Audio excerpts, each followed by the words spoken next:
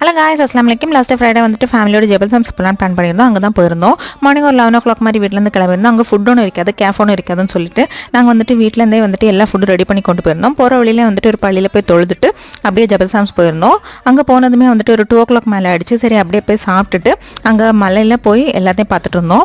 மலை வந்துட்டு நாங்கள் போகும்போது யாருமே இல்லை, பிபிக்யூ மாதிரி யாருமே பண்ணலை.